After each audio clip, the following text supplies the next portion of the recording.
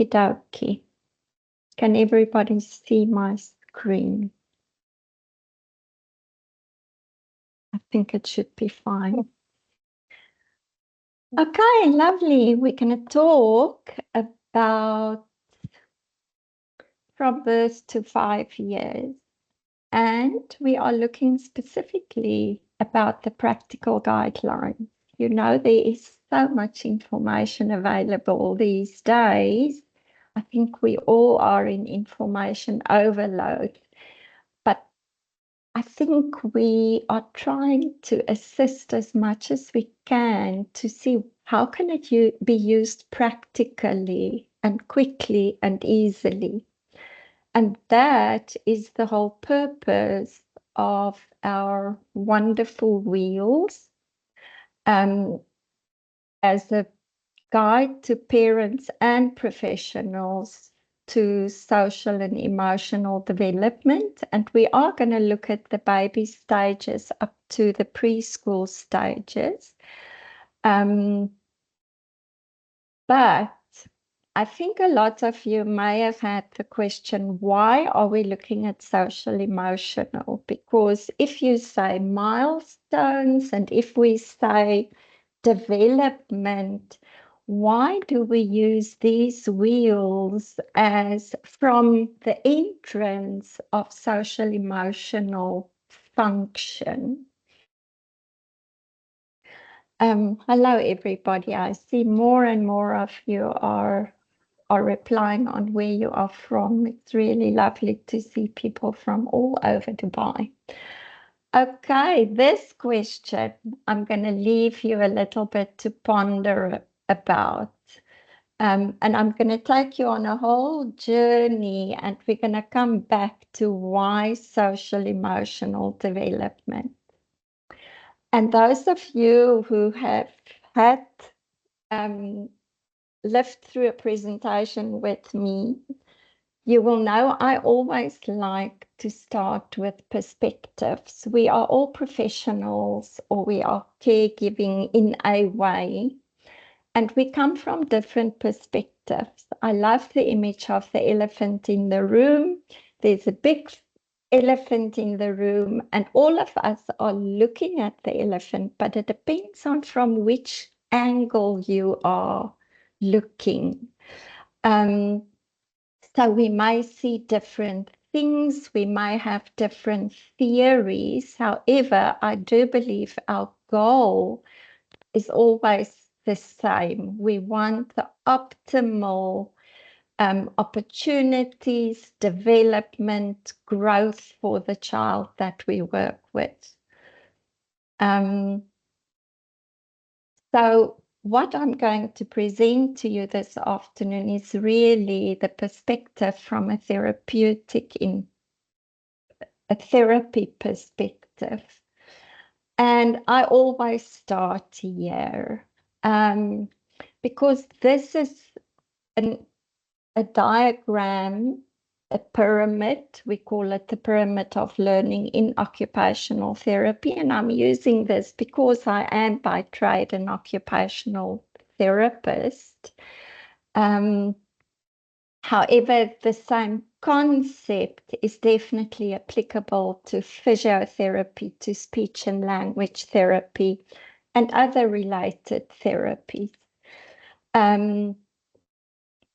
So for me, it's very important to understand the one thing. The first thing is always that development is fast-paced, it's relentless, and it's actually dramatic. You know, not only does the brain grow 3 times in size during the first year of the child, the first 2 years of the child's also considered the stage where the most change is taking place. So when we look at this pyramid and we think about therapists, in the allied health professions, I think it's important to remember that we come from the Western medical neurological model. So that is the perspective from where we look at the child. And if you refer to us on this diagram or the pyramid, we are very much situated here at the bottom. You know, we are almost in the basement. We're sorting out the storage, that all the things that belongs together stays together, that there's good connection between things and there's good pathways. Where when you look from an educational perspective or a more behavioral perspective, you will see that academic learning is right at the top of this pyramid. So, and other areas like activities of daily living, behavior, language skills, visual, spatial concepts, attention, all of which are very important to all of us. So this also, apart from helping us understand how dramatic progress and development is, it also makes it very clear that some of us participating in the child's development is working from what we call a bottom-up approach, and others of us are working from a top-down approach. So in terms of perspectives, I think it's always important because we have different theories, different approaches. But to understand that there's, of course, always a place for all of us, because to work in one direction only may not be everything that the child needs. So I think we will all agree that development is a journey. And I think you will also agree with me that milestones are traditionally seen as a linear process. You go from this first little step to the next step to the next step. And of course, this is the interesting thing about working with children, is every step is very different than the previous step. So we are, all of us are therefore definitely in the business of saying no, one size unfortunately does not fit all.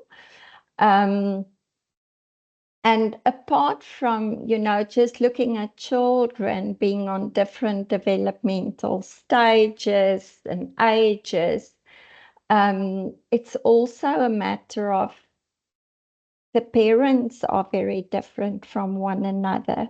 As professionals, we are very different from one another, although we are all very skilled and trained in different theories, techniques, educational approaches. We all agree sort of there's a minimum standard or ethic or quality you have to adhere to, whichever system you are working in. But we may approach it differently, even from one child to another. So of course, we then are also very aware, all of us, of working in teams. I'm sorry for that.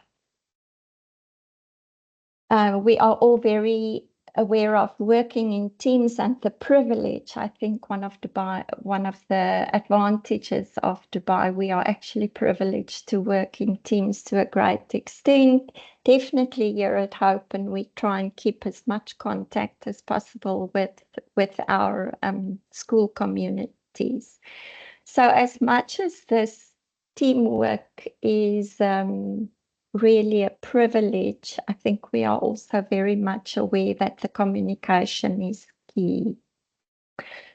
And of course, then I think you're all aware that we as therapists, we then work in the world of the neurodiverse. And maybe that's another way of looking at the way we work. Your approach is more group orientated, more structured, and I almost want to say there's a big element of mainstream. And our approach very much focuses on the children who are out of that, who's diversed from that mainstream or average or midstream. And I have to be honest with you, this is where I always feel I've got such respect for teachers. And I'm a big advocate for school holidays because we work with children one-on-one while you have, um, anything from 10 to 25, 30 in a classroom. So from the perspective of therapists, the World Health Organization around 2001 presented the International Classification of Function and Disability. And this was a big turning point in the Western medical way of looking at that population who falls on the outliers of the midstream. And it was realized you can no longer look at a child in this case purely on a linear way. You cannot only use milestones to say from this step we're going to go to the next, If you look at this graph, you will see that, yes, of course, we're from the medical profession, so the health condition is very important. Does the child have asthma? Does he have allergies? Whatever the case may be. Then we definitely look at the body functions and the body structures. Are there anything, whether it's muscles or skin or vision, is there anything we should be concerned about? And how does that impact what they do? Does it have an impact on how they participate in taking a bath or brushing teeth or walk up a staircase? Because those activities is going to have an impact on what we call participation. And for us, participation is a little boy or girl can wake up in the morning, do all their activities, be able to walk, keep their balance, have communication, and go to school. And also, there was a big realization that we can't treat any person without looking at the environmental factors and the personal factors. So what happened in effect is that our whole way of looking at child development has changed from being very linear in our thinking, just counting the milestones, tick, tick, tick, to a systems theory. And this is just an example to say or to show you how complex that is. And of course, I'm looking from my perspective. I'm sure all of you have very complex system theories in education as well. But yes, ultimately, we have moved away to look at things purely linear, and we're saying there's so much we have to look at. And this graph here is sort of speaking to child development in general, but if you look at it more in detail, you will see there's an element of education. And that system is the one you are going to dissect and understand better. We will dissect another section thereof. But the big shift has definitely happened, which of course makes it much more complex. And my personal opinion of working with children over many years is if you want an easy job, don't work with children, because not only is it that factor of they grow bigger, so they change every year, but they also come with parents with different levels of skills and understanding. I think you know all of these things better than us. But yes, the complexity thereof, the reason why we need to look at that is about meaning, meaning and meaningful. And for us as therapists, that's a very, very important aspect. For this reason, meaning has an impact on neuroplasticity. So I think all of you are aware we are working, if we say as therapists, we are working with a neurodiverse population. It means these are the children who may not fit into the mainstream that easily. And we really need to optimize the fact that they have a young brain, which is far more pliable. I'm sure all of you are also very aware of the term of neuroplasticity. But here's the thing that neuroscience has recently confirmed is if I, for example, do visual stimulation with a child in a dark room, that is just what it is. It's visual stimulation. I am stimulating or activating the retina. Will that bring about change or activation of more neural connections? No, because it has no meaning to that child. If I'm working at the moment with a little baby who's got a Winnie the Pooh, a small little Winnie the Pooh. If I take, it's her absolute favorite toy. If I take the Winnie the Pooh into a dark room and I put a light on that and I stimulate her vision, her neural plasticity is going to be activated. So for us as therapists, this complex model of different systems is very important to get to the point where we say, this is meaningful to the child, this is meaningful to the family and the whole community or clan this child is coming from. And if I use these elements, I'm going to have the biggest change possible in relation to the capacity of the child. There are other interesting things happening at the moment in the science of child development. You know, I was calculating earlier. I see there's quite a few spelling mistakes here. My apologies. I studied about 40 years ago, and then it was very clear. You've got normal development and you've got abnormal development. That's how it is.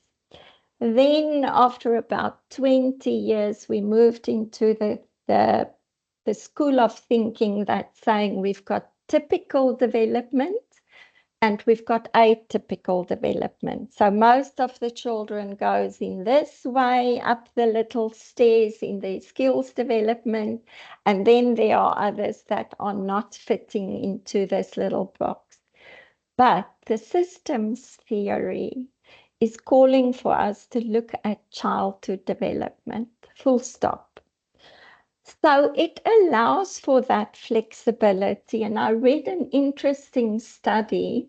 I'm so happy. I went on a recent course, and one of the pre-course materials we had to look at actually showed that children from Kenya can sit independently at the age of 8 months, where lately, and this study was done 2023, children in first world countries like America is only able to sit independently now around 11 and 12 months, or even up to 13 months. And it is because the children of Kenya are far more exposed to being on the floor than children in America, who are in all kinds of little seats that support the posture, so your motor development takes place a little bit later. So what are we saying now? What is the normal or the typical? So we are moving away and rather say, okay, let's take this child, whether he's in group A or group B, let's take the child and look at the systems. I see the mother has a very busy life, and when she's cooking or cleaning, the child's most of the time in a specific position. So the systems theory is really supportive of a more individual look at each child, which, as I speak these words, now I know is quite a challenge for you as a teacher, which is one of the reasons, and we're going to get back to these wonderful wheels, but we're trying to see how we can save you time in essence. I quickly also want to go to the brain, which is such a beautiful organ. I love the work of a female psychologist who refers to the concept of magical machinery. And this is how I look at the brain. It's like a magical structure and machine that works beautifully. So I think the important thing I want you to understand, and you know this, but let's refresh this a little bit, is to say there are pathways that goes up and down the brain, between the brain and the body. So this is like traffic, like the metro or train traffic or air traffic or highway on the, car traffic on the highway. There's constant traffic going up and down. There are two important questions when we look at the brain. The one is what comes online first, if we speak or refer to the brain as sort of the hard drive. What comes online first in terms of childhood development? And another question is, which platform are you departing from? Which train station? Which highway route are you choosing, or boarding gate? Because if you miss that platform, you can actually be in great trouble. So if we look at the brain, the spinal cord areas is more the part, the spinal cord going up into the brain. That I refer to as the platform. That's the area of the brain, and it's the more primitive area that's saying, which platform am I departing from? Am I departing from platform A because I want to get to that destination, or B because I want to go to another destination? And this area of the brain actually is fully developed by the age of 37 weeks in utero. So if you have a baby with a full-term pregnancy, this baby's, we call it the autonomic nervous system, is already activated. But we all know there's many more preterm babies that are born where these systems are not fully developed yet, and they have to survive in a big world out there. So first area, platforms, primitive brain. The next station is that middle colorful area of the brain. So that's the next area of the brain that sort of comes online, and it's got a lot to do with your emotional systems and your regulation systems. And it's almost like a relay station. So if the traffic is going up, you've chosen the right platform, or maybe not. From the midbrain, it's then going up to the more specific skills-orientated areas of the brain. So this is coming into play 18 months, 24 months, but it does not stop developing and definitely maturing up to the age of 25 years. And so does the cortex, or the orange area of the brain there, where we know the mature function and skills are lying. That area is also maturing up to the age of 25. And actually, we also now know that neuroplasticity never stops. But the big shifts are taking place in those age brackets. Okay, we are going to come back to this beautiful question. So why are we giving you a wheel that is referring to the social emotional development of the child and saying, oh, this will tell you something about red flags? And I recently also read this article that states it beautifully. All early development, cognitive, motor, language, communication, and growth is influenced by social and emotional development through caregiving relationships. And this is a bold statement. Those of you who are interested in neuro-affirming care will know this statement very well, that if you are not able to build a safe attachment, a safe caregiving relationship, it's very hard for the brain to be able to learn skills, because the area where this is taking place is in the primitive areas of the brain. So if there's a challenge there to really go up, and it's like going up a little ladder in the brain, to go up to the areas where you can go into the right platform and to go further up into learning skills, becomes really challenging when that attachment and caregiving relationship isn't there. So that's why we are looking at social emotional development, because it becomes like an end product. If we have what, from a therapy point of view, we call a well-regulated child, and remember, no child is regulated and remain in that regulated state permanently all the time. None of us are in that permanent state. But here's the crucial thing: to be able to regulate, or to regulate and to get out of sync and come back and re-regulate. That's what we need the brain to do. And if that can happen on a consistent basis, then the end product basically is saying to us, all systems are on board, those complex systems.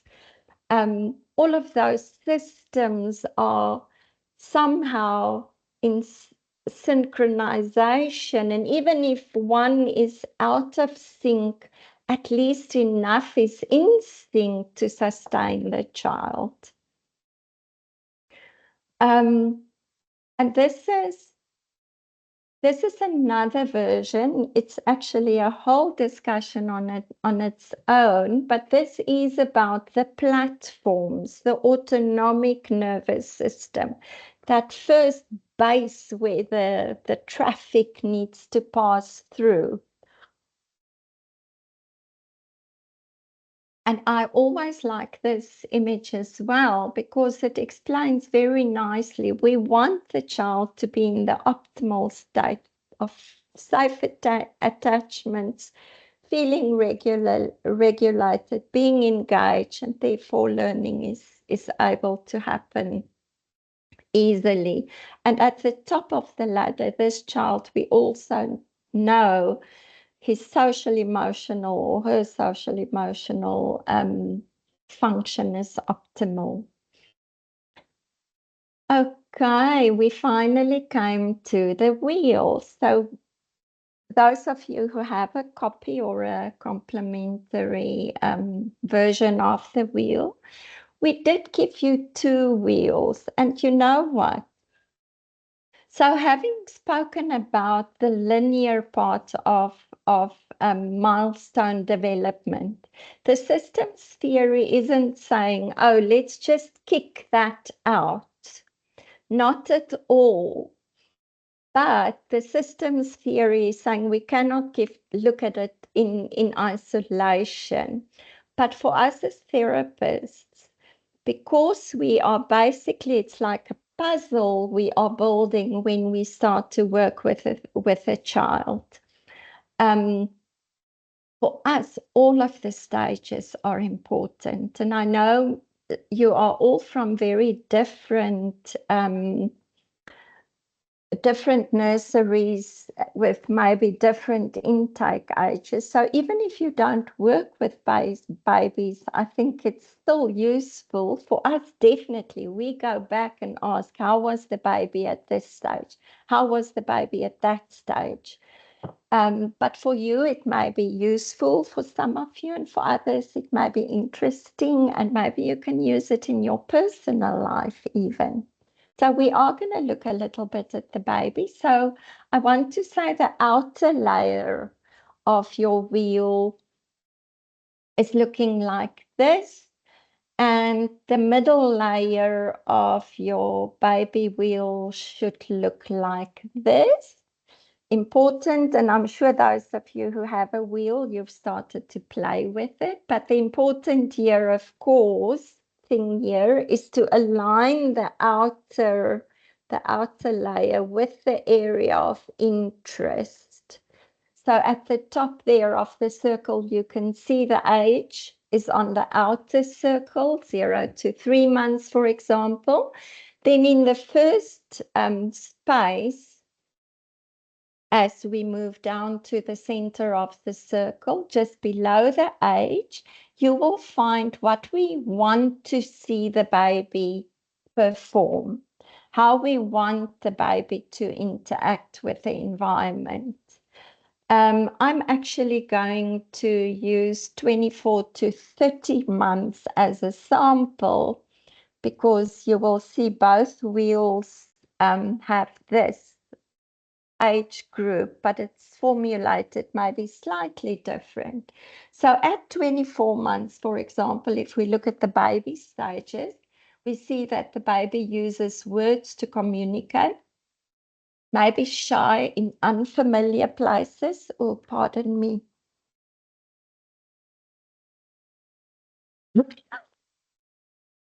Um, the baby may smile and laugh, enjoy many books and simple games. She likes people, and the baby is playful with others.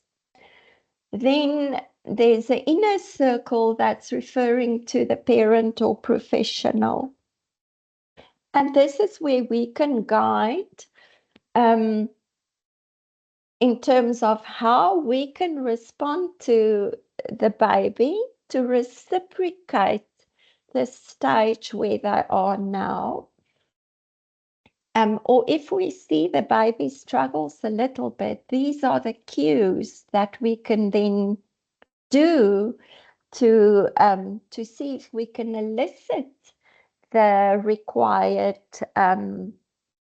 elements of development for the child. So, for example, here we say encourage imaginary play, help the toddler to feel comfortable, reads to the toddler every day, talks to the toddler and uses words for feelings.